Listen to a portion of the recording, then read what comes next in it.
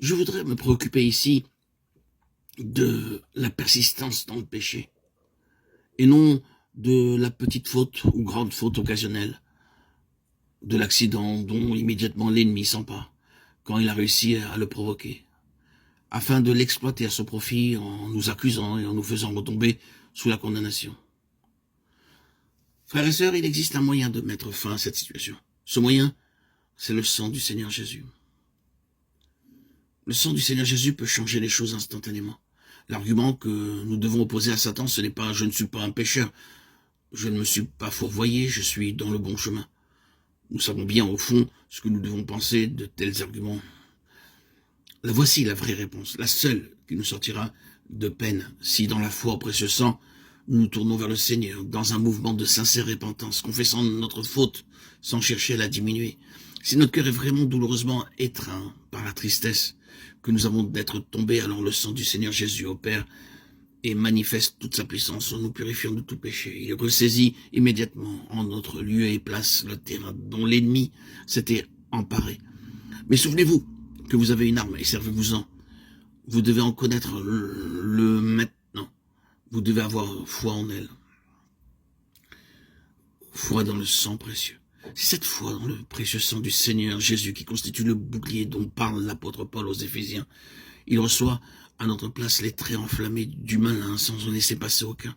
Oh, oui, bien-aimé, les traits embrasés du malin sont si souvent les traits de l'accusation et de la condamnation. Contre ces traits-là, Dieu nous a donné le bouclier de la foi.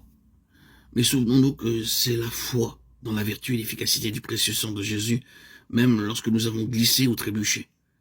La victoire sur l'ennemi, qui par le sang nous a été acquise une fois pour toutes, doit être maintenue, et c'est la foi au sang qui nous maintiendra dans la victoire à l'heure des accusations.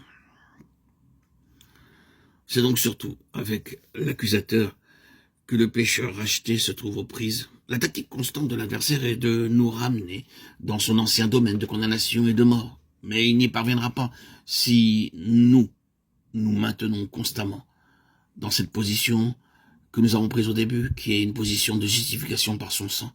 Il y a plus de condamnation là où il y a la foi dans le sang du Seigneur Jésus. Il peut avoir de condamnation dans cette foi au sang de Christ. C'est dans ce sens que le sang est une arme redoutable. Voyez Apocalypse 12, 11. Nous y lisons, ils l'ont vaincu à cause du sang de l'agneau. La version 8 secondes qui nous est donnée mérite d'être notée dans ce passage à cause de sa précision. Elle rend bien la valeur particulière du texte original.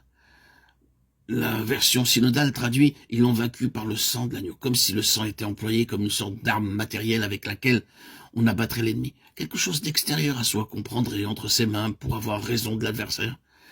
Si vous regardez le texte de plus près, vous constaterez que vous avez là deux choses. Premièrement, l'ennemi, dans le rôle spécial d'accusateur que nous présente Apocalypse 12, il a été précipité, l'accusateur de nos frères. L'accusateur des frères est là. Et c'est sous ce jour spécial que l'ennemi apparaît ici. Et la contrepartie, la voici. Ils l'ont vaincu à cause du sang de l'agneau. Cela ne veut pas nécessairement dire qu'ils ont pris le sang de l'agneau comme on se saisit d'une arme pour en asséner un coup sur son adversaire.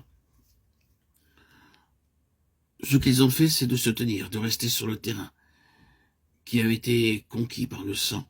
Sur ce terrain-là, l'accusateur perd sa puissance. Le sang est en rapport constant avec le péché. Il a constamment raison de lui, et tous les efforts de l'ennemi ont pour but de faire peser sur nous un sentiment de péché pour nous abattre et nous détruire. Mais si la valeur et la signification du précieux sang demeurent pour nous le terrain par excellence qui nous a été acquis et que nous refusons d'abandonner, alors l'accusateur est précipité de son lieu élevé. Il est vaincu et nous sommes vainqueurs nous-mêmes, non pas en raison de je ne sais quelle puissance objective qui s'appellerait le sang, mais parce que dans nos cœurs nous avons pris position et refusons d'abandonner cette position prise qui s'appelle la justification par son sang. Ils l'ont vaincu à cause du sang de l'agneau.